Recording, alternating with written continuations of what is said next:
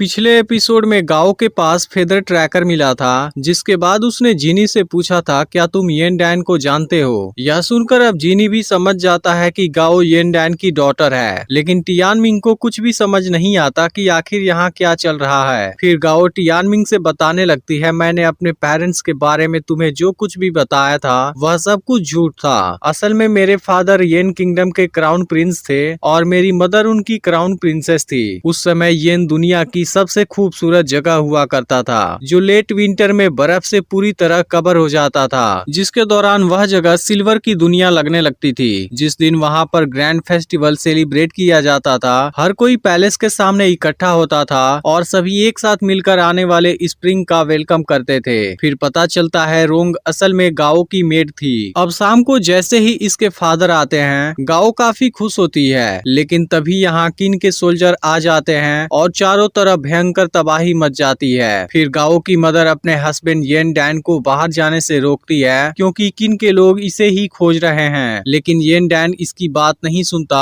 और बाहर चला जाता है। अब इन बातों से गाओ बहुत ज्यादा दुखी हो जाती है और वह भागते हुए अपने फादर के पीछे जाती है, लेकिन तभी अचानक से इसके फादर के सामने कोई आ जाता है और इसे मार देता है, जिसके तलवार की बनावट बिल्कुल जीनी के जैसे होती है। इसलिए गाओ समझती है जीनी ही उसके फादर का कातिल है। इस पर जीनी कहने लगता है, अगर तुम मुझे मरता ही देखना चाहते हो फिर केवल एक बार यह बात मुझसे बोल दो। लेकिन तभी यहाँ पर बहुत सारे क्रिम्सन स्नेक आने लगते हैं, जिसके साथ में चीलियान होती है। इसे देखते ही टियानमिंग इसके साथ बहस करने लगता है, जिसके बाद चीलियान अपने फायर चार्म से इसको अपने कंट्रोल में करने लगती है, जिसे देख जीनी इसे चीलियान की आंखों में देखने से मना करता है। इसके बाद जीनी अपना तलवार निकालने जाता है, लेकिन वह ऐसा नहीं कर पाता क्योंकि अब इसकी बॉडी के अंदर एक पॉइजन फैलने लगा है। फिर चीलियान कहने लगती है कि अगर तुम जबरदस्ती करने की कोशिश करोगे फिर आग और बर्फ तुम्हें एक साथ फील होगा, जिसकी वजह से यह पॉइजन तुम्हारी बॉडी के अंदर फैलता रहेगा। फिर पता चलता है असल में गाओ ने ही जीनी को यह पॉइजन दिया है। इसके बाद रोंग गाओ से कहने लगती है, तुम गलत समझ रही हो। तब गाओ कहने लगती है कि तुमने मुझे कुछ भी नहीं बताया और इतने सालों से इसे सीक्रेट रखा, तुम सबसे बड़ी झूठी हो। इस पर रोंग कहती है, तुम्हें असली सच्चाई के बारे में कुछ भी नहीं पता।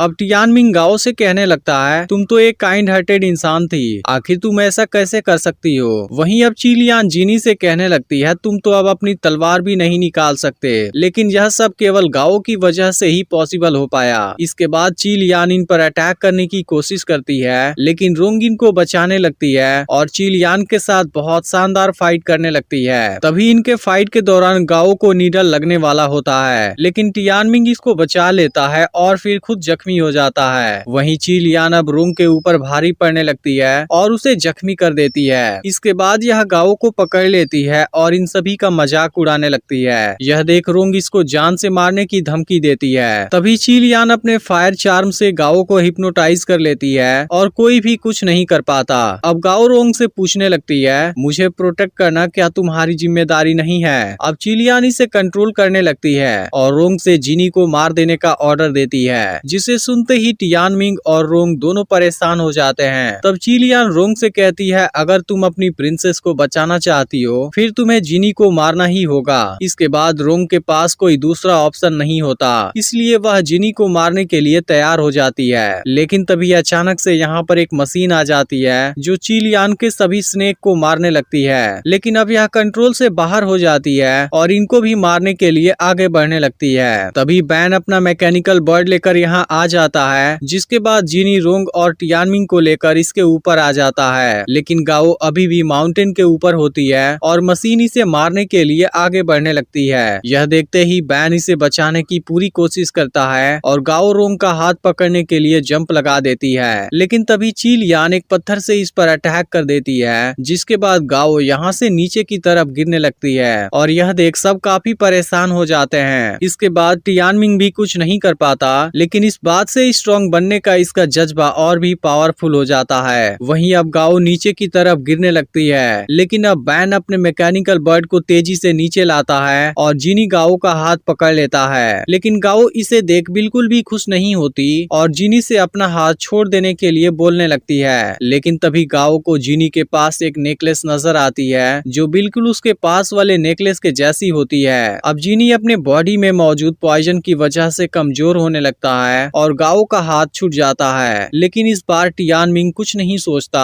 और गाओ को बचाने के लिए खुद नीचे कूद जाता है, जिसके बाद दोनों एक दूसरे को अपने बाहों में भर लेते हैं। तभी जीनी और रोंग इन दोनों को पकड़ लेते हैं और बैन इनको ऊपर कर लेता है। वहीं चिलियान वेई से पूछती है आखिर वह कौन सी चीज थी जो बिल्कुल रैंडम तरीके से अटैक कर रही थी। फिर वेई बताता है कि वह एक पावरफुल मैकेनिकल बीस्ट था जो असल में मोहिस्ती स्कूल का एक पावरफुल वेपन था। इस पर चिलियान कहती है फिर इसने जीनी और उसके साथ वाले लोगों पर अटैक क्यों किया। फिर वेई कहता है तुमने गोन्सू फैमिली के बारे में तो जरूर सुना होगा जिसे तुम्हें थैंक यू बोलना चाहिए। इधर गाओ अभी भी जीनी को अपने फादर का कातिल समझ रही है क्योंकि यही चीज इसे बार बार दिखाई दे रही है। तब रोंगी से बताती है कि तुम्हारे फादर का असली कातिल वेई है, जिस पर गाओ कहती है लेकिन मैंने इसे अपनी आंखों से देखा था। तब रोंग समझाती है कि चिलियान ने फायर चार्म का यूज किया है और अपने इल्यूजन से तुम्हारे माइंड में गलत मेमोरी इम्प्लांट कर दिया है। फिर गाओ को याद आता है चिलियान इसे जंगल में मिली थी और उसने अपने फायर चार्म का यूज किया था। इसके बाद रोंग इसे बेहोश कर देती है, जिसके बाद होश में आने पर वह चिलियान के कंट्रोल से बाहर हो गई होती है। फिर जिनी बताता है कि मैं तुम्हें खोजने गया था लेकिन लोगों से पता चला तुम लोग पहले ही मूव हो गए थे।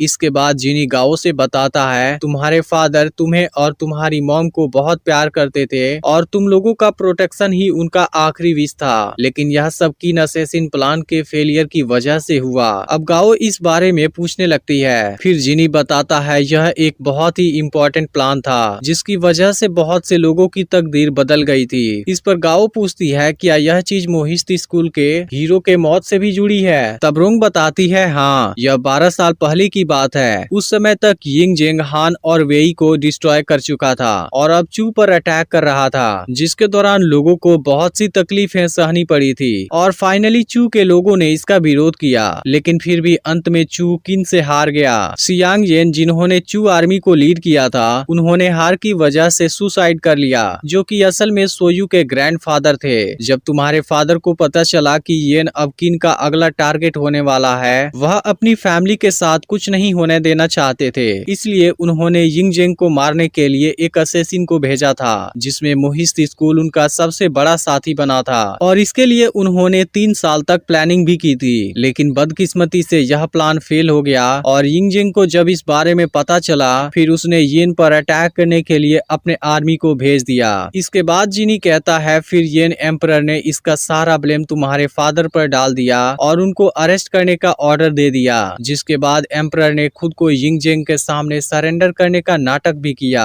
वहीं तुम्हारे फादर अपनी फैमिली को अलग अलग जगह पर छुपा रहे थे, लेकिन वह सब कुछ चेंज करना चाहते थे और उन्होंने मुझे तुमसे सॉरी बोलने के लिए भी कहा था। अब यह सारी बातें सुनकर गाओ बहुत ज्यादा इमोशनल हो जाती है, जिस पर जिनी सोचने लगता है ऐसे बच्चों को आखिर कौन शांत कराएगा और उनका आंसू कौन पोंछेगा। अब तो सभी को किसी हीरो के आने का इंतजार है। टियानमिंग अभी भी नहीं समझ पाता यिंग जेंग ने जिनी को मारने के लिए इतनी बड़ी आर्मी क्यों भेजी थी। इसके अलावा अंकल जिनी मोहिस्ती स्कूल से इस तरह से कैसे कनेक्टेड हैं और आखिर रोंग ने अंकल जिनी का ट्रीटमेंट क्यों किया। इसी तरह से टियानमिंग के मन में बहुत से सवाल उठ रहे होते हैं। इसके बाद रोंग जिनी को पॉइजन का एंटीडोट देती है। वहीं बैन सोचने लगता है मैंने आयरन स्पाइडर को हेल्प के लिए भेजा था, फिर वो हमारे ऊपर ही अटैक क्यों करने लगा था। तब रोंग पूछती है क्या आयरन स्पाइडर कंट्रोल से बाहर हो गया था। फिर बैन कहने लगता है वह चीज गोन्सू फैमिली की विरासत है जिन्होंने मोहिस्ती स्कूल के साथ लगभग 300 सालों तक कम्पीट किया था।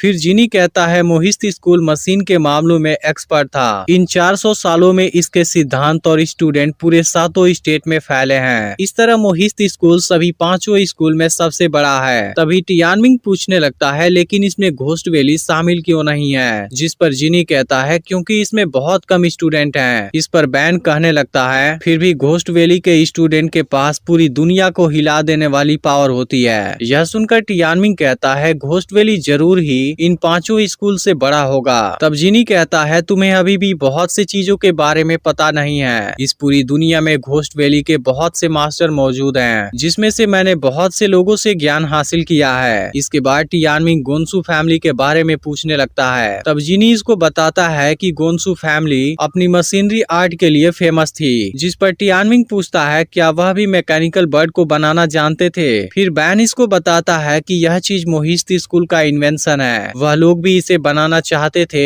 लेकिन वो लोग इसमें कामयाब नहीं हो पाए। तभी जीनी कहने लगता है मोहिस्ती स्कूल के इन्वेंशन वॉर को रोकने और यूनिवर्सल लव के लिए बनाए जाते हैं। लेकिन जब गोन्सू फैमिली की मशीन किसी चीज में इन्वॉल्व हो जाती है तब वॉर का होना तय हो जाता है। तभी अचानक से एक ईगल बैन के हाथ को जख्मी कर देता है, जिसके तुरंत बाद बैन बेहोश होने लगता है। यह देखते ही रोंग अपने सिल्वर नीडल से इसकी बॉडी में फैल रहे पॉइजन को रोक देती है और गाओ मैकेनिकल बर्ड को कंट्रोल करने लगती है। तभी ईगल फिर से अपने पंजे में लगे पॉइजन से इन पर अटैक करने आता है, लेकिन यह लोग किसी तरह से खुद को बचा लेते हैं। फिर तभी इनकी नजर इस तरफ आ रही बिग बर्ड पर जाता है, जिसके ऊपर बाईफेंग बैठा होता है, जिसके पास किसी भी बर्ड को कंट्रोल करने और उसे कमांड देने की पावर है। इसके अलावा वह बर्ड की मदद से आसमान में फ्लाई और ग्लाइड भी कर सकता है। अब कुछ ही देर में बर्ड इनके ऊपर अटैक करने आ जाते हैं, जिसके बाद जीनी और रोंग इन सभी का सामना करने लगते हैं और बैन मैकेनिकल बर्ड को उड़ाने के लिए गाओ को गाइड करने लगता है, जिसके बाद गाओ मैकेनिकल बर्ड की स्पीड बहुत ज्यादा बढ़ा देती है।